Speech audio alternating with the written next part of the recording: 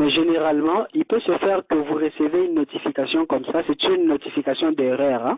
C'est-à-dire que le système prend en compte, on vous dit que vous avez les 80 mégas que vous avez activés tendent déjà vers la fin, alors qu'en réalité, vous avez activé 60 mégas par exemple. D'accord? 60. Oui, c'est une erreur de notification. Alors que dans la consommation, on tient compte exactement de ce que vous avez activé. Mais le système vous renvoie un message d'erreur. Hein. Le système qui nous permet de vous assister est momentanément indisponible pour l'instant. Si vous pouvez nous rappeler juste après, comme ça on va investiguer pour voir qu'est-ce qu'il en est. Au besoin, nous pouvons faire un mail que nous allons envoyer, nous pouvons remonter les problèmes au niveau de notre service technique pour corriger cette erreur-là. Yo, ici Cappuccino, Albigi, El Guapo, Mister la musique bio, sans microbes. Suivez la chaîne RM Live TV, c'est du professionnalisme et vous ne serez pas déçus. L'information à la source même. Alors on est ensemble, RM Live TV, the best one. Aïe aïe aïe. Salut aimable téléspectateurs bandeko, abonné à RM Live Télévision, mbote pe bon dimanche na ba nyonso. Bala bongo skoté na RM Live TV, l'énergie de la presse Benganga Bongo. Alors l'énergie de la presse 07 Rachel Mombasa. Tango na yaka na makabo parce que boyebi ke makambo ndenga na yaka nango. Alors déjà beau s'abonner belé on ezimi mbilia. On a comprendre aussi Onésime Mbilia, premier né à oncle Bosco Boblé, Bosco Mbila, le patron, le boss quoi. Tout confirmé en gros, c'est bon mbote, na bon dimanche na Jambumba, na plaisir, papa Jambumba na plaisir mbote ebele. Sunda Sona Mama Africa, eko ya raté libende toujours Sunda Sona. Merci na soutien, merci na ba appui, merci na ba union so ba lingaka bongo l'énergie de la presse, merci na Aluben Sona. Jambumba na kozela kaka yo no baki okoya yaka bongo na RDC mboka makasi lelo na ye na likamoko yo salinga passe mais kasi bo s'abonner nanu likambo eza très sérieux pour partager loko bo partager une émission parce que il faut to lobelango faut to lobelango bo partager émission bo partager tellement ba lien parce que lelo comme la vérité des obis. C'est pas sérieux, hein? C'est pas sérieux, c'est pas normal parce que Makam Congo et ça le mana Congo ils a bien été orgie X nuance na bande yo déjà aux la ba preuve parce que na tindela ki ba preuve wana yango lelo tozana bien to lobelango to lobelango orgie X aza déjà au courant makambo nyonso na sina tindela ki ba preuve o il a dit que tozana passe na RDC mboka eza malamu te. Alors batu wako ça mo ben fort pour vivre na moi kimia kasi batu misusu baneti balingi ke kimia ngo za la carte alors les gens ko dévoiler makamo mabe o Vodacom et au sala Vodacom Congo on a de comprendre qu'est-ce qui se passe na kati ya service ya Vodacom na comprendre c'est quoi le problème, pourquoi besoin ngako ça ba abonné na bino iso yo to babole na bino pourquoi besoin boko sa biso eza malamu te ko kosa bato c'est vous nous flatter tant donc ko kota na réseau na bino to ko sala ba réseau na bino eza parce que eza moyen ya communication et service ya makambo ebele hein. Alors bino siko bali ko comment était comme bozali na ba abonné ebele bon na ko kosa biso na avantage na bino ya malamu te. Quand je dis Coco Sakosa Biso, et ça n'a pas par rapport, il y a preuve, personnellement, on a mon na moni, on a mon na témoin, on a mon vivre en go. Na de belle raison de parce que non, on a pas raison en athée. Mais les lots n'a pas Vodacom parce que j'utilise Vodacom. Il y a un peu besoin de numéro, on a besoin d'afficher, on a ils qu'à Vodacom. Mais makabao ça il a biso, na s'appelle langote et banaki moi kala.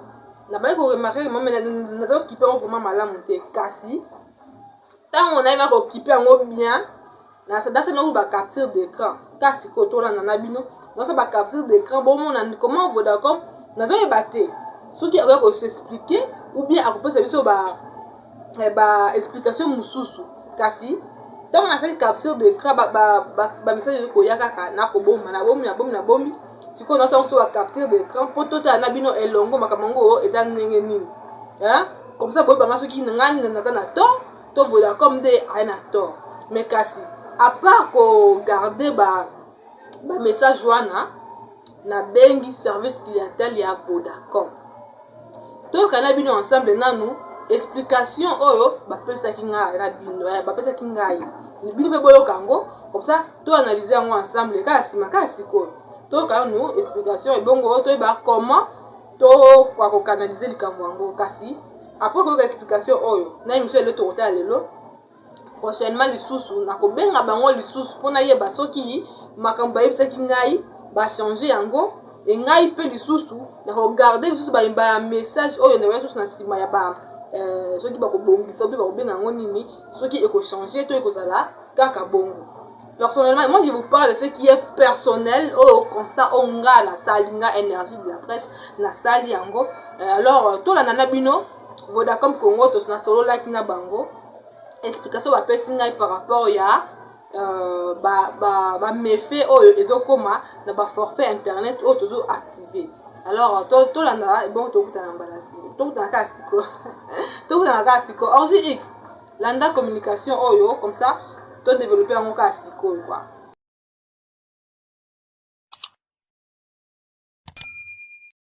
Avec un de nos conseillers ou suite à votre parcours sur notre serveur vocal. Pour participer à ce sondage après votre interaction, veuillez appuyer sur 1. Pour continuer votre appel sans y participer, veuillez appuyer sur 2.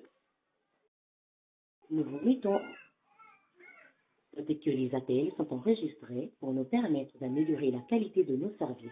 Soyez aussi informés que les informations relatives à la gestion de la confidentialité de vos données personnelles sont disponibles sur notre site web www.vodacom.cd. Bienvenue sur la ligne d'assistance de Vodacom Congo. Mon prénom est Hervé. Quel est votre nom? Que puis-je faire pour vous assister? Bonjour, monsieur Hervé. Moi, c'est Rachel Mombasa. Oui, madame Rachel. Nous vous recevons. Qu'est-ce que nous pouvons faire pour vous assister? En fait, mon inquiétude aujourd'hui, c'est juste par rapport aux activations Internet. Oui. Nos forfaits, quand nous activons, c'est 14,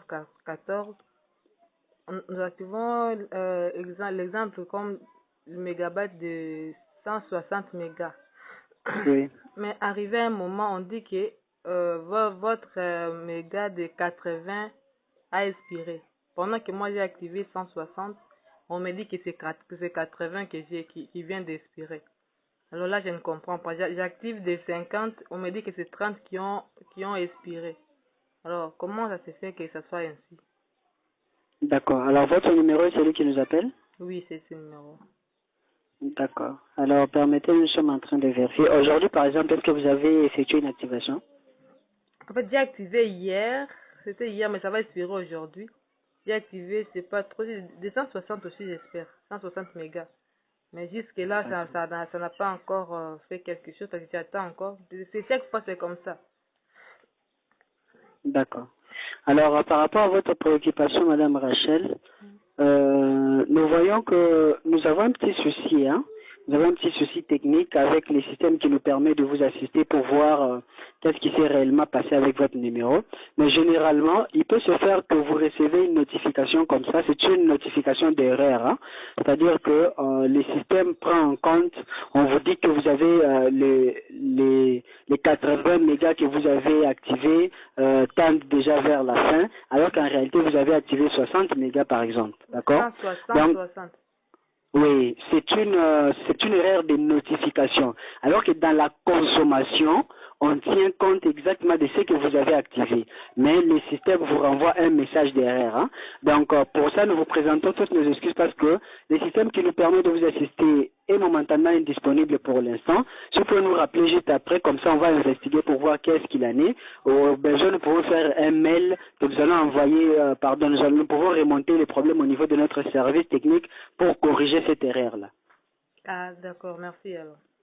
Merci. Alors, s'il n'y a pas d'autres préoccupations, madame Rachel, Vodacom Congo vous remercie pour l'appel et pour le choix porté au réseau. Revenez-nous en cas de préoccupation. Excellente suite de la journée, meilleurs vœux pour l'année 2021. Au revoir, madame Rachel. Au revoir, merci.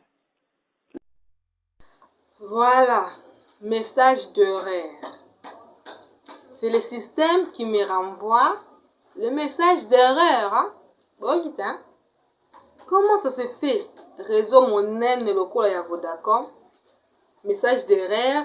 Réseau il y a pas une fois, pas deux fois, pas même la troisième fois. Non, répétitive. Message d'erreur, message monnaie erreur. Et comme vous avez un message d'erreur. Disons oui ou non. Quel genre marque? Franchement, ça me fait ça me donne un peu mal là. Wana il faut na lobela. Message d'erreur wana. Ezo yaka kayango wana ezo bandela. Pour le message d'erreur wana système de tinda et que ça moi augmentation te. Que non sur vous avez bon vos mégas de 200 peut-être 250 que vous avez activé et expiré. Bien va expirer bientôt. Quand assez. Donc katika tu pensa 160 80. Atabino. Est-ce que ça la kabongo? Message d'erreur wana oyo agent wana ya Vodacom azoyi bisanga ke les message d'erreur des systèmes ils ont renvoyé na SMS quand méga ils ont expiré. Est-ce que ça juste? Donc ça m'a écœuré plus le jour où na cheki méga ya $5 hein, $5 pour activer 2 gigas pendant un mois. Et c'est là où ça m'a fait mal que dans mon méga, bon, ça n'a même pas fait un mois parce que j'utilise tout Internet. Alors, même pas un mois, bon, ça c'est pas un problème. Le problème est que quand ça a expiré, on m'a dit que votre méga de 1 giga a expiré. Moi qui active 2 gigas pour et quand vous servir un mois, une semaine, 2 semaines peut-être, mais à ma grande surprise, si message du système d'erreur wana et que j'ai épuisé mais un gigabyte. Pendant que j'ai activé 2 gigas pour un mois, $5. Si vous voyez que place wana système à Vodacom oyo, il y a erreur. Bon ça journée. Alors ils me disent que ils vont réparer. Hein. On a écouté ensemble que on va m'envoyer un message. Mais depuis que na benga ki bango, ça continue. Ça continue. Le message, le système la renvoie toujours. Le message erreur. Voilà. Et là, je comprends que les autres systèmes erreur, parce qu'ils n'arrivent pas à le faire. Comment moi là, ceux qui ont la monnaie, ceux qui ont la monnaie, nous, makamon les a bongo. Si vous avez mis sous casse. Et si c'est ça, pendant tout ce temps, bah tu vas activer, tu vas $1 pour activer 1 giga ou bien activer nombre pendant que nous sommes flattés, nous flattons avec les messages de tout le monde avant activation, au monde qui va activé. Pendant qu'ils ont même bien goûté, ils ont assez à wana, ils consomment plus et nous consommons moins.